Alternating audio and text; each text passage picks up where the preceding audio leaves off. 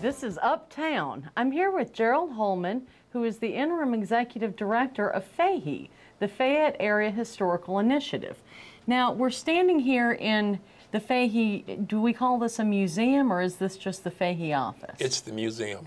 Okay. Tell me about the genesis of this office.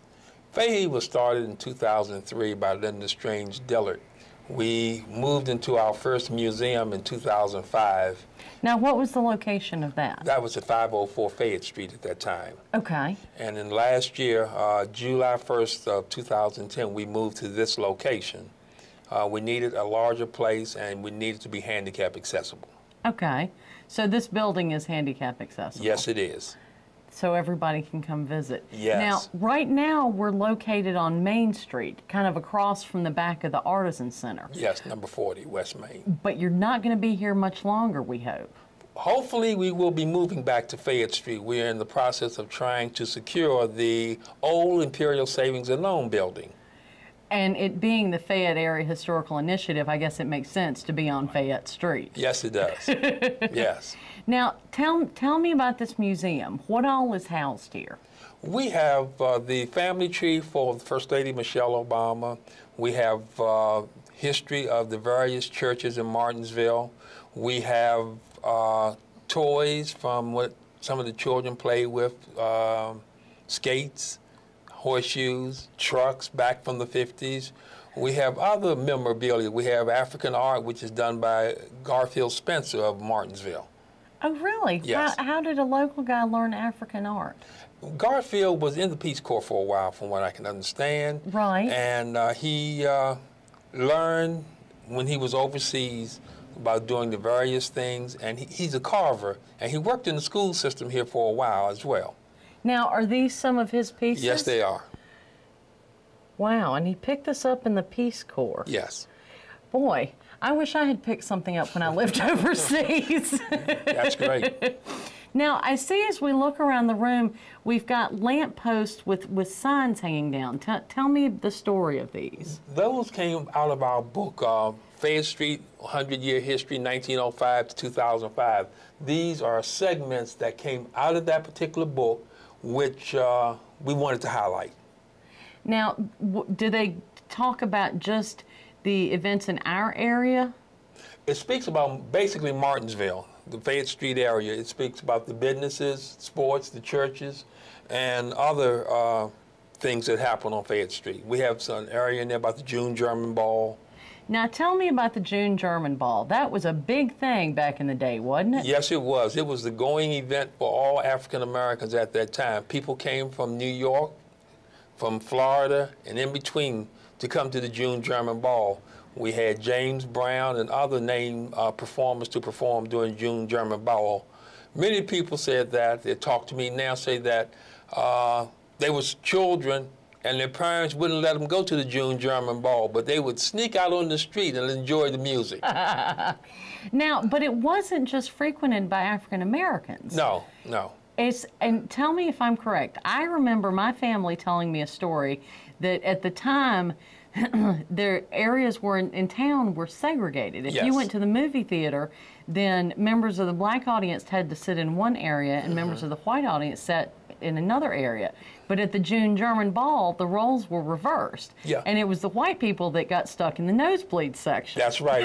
I have a poster down here that has the information where the whites had to pay to go upstairs. What a great story that is. Yes, yes. So not only was it a big deal for the African American community, it was also a chance for the white folks to come in last for once. That's right. As we say, payback. That's fabulous. Now, tell me, I know there has been a lot of talk about what's going to be done with the grassy area that's here just outside. Now, that's the Dana O. Baldwin block, correct? Yes, it is. Now, who was he? And is that something that you feature here in the museum? Yes, we have some history on Dr. Baldwin in the museum here. Dr. Baldwin was an African-American doctor who, if was living today, would be a multimillionaire. When he died, many people owed him because they couldn't pay for medical services, but he went on and did it anyway. History tells us that Dr. Baldwin had a brickyard. We have bricks here that were made in his brickyard.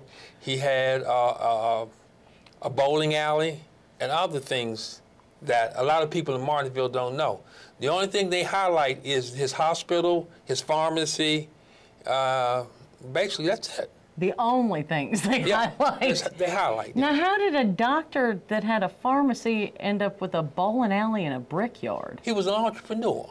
Right. He took his money and he invested it so that African Americans could have jobs and do other things. So he put all his money back into the community. Yes, he did. That's a style of living I really want to see us get back to. Yes, yes. I'm forever going around, you know, pointing out that what you spend here stays here. That's right. We need to shop local and keep our money in Martinsville, Henry County. That's right, that's right. Now, I see that we've got a variety of other pieces of art here. Are these pieces ones that Fahey owns, or are they on loan from individuals? Okay, well, the African Elder is on loan from us from Mr. Simon Spencer. The other carvings that you see were done by Garfield. Garfield Spencer. So he's a prolific carver. Yes, he is. Yes, he is. Everything that you see around here basically is his. Right. Now, I also noticed that over here on the wall you've got some newspaper clippings from the Martinsville 7. Yes. There has been, you said there's been some controversy about discussing different aspects of local African American history. Yes. Some of the African Americans that live in Martinsville do not want us to discuss the Martinsville 7 because of the history that it has. But it's history, and our children need to know about the history. Right. Because if you don't know your history, you'll be doomed to repeat it. That's right. So you cover everything in here from the 1850s, 60s? We start around there. We also feature the Paradise Inn sign. Right.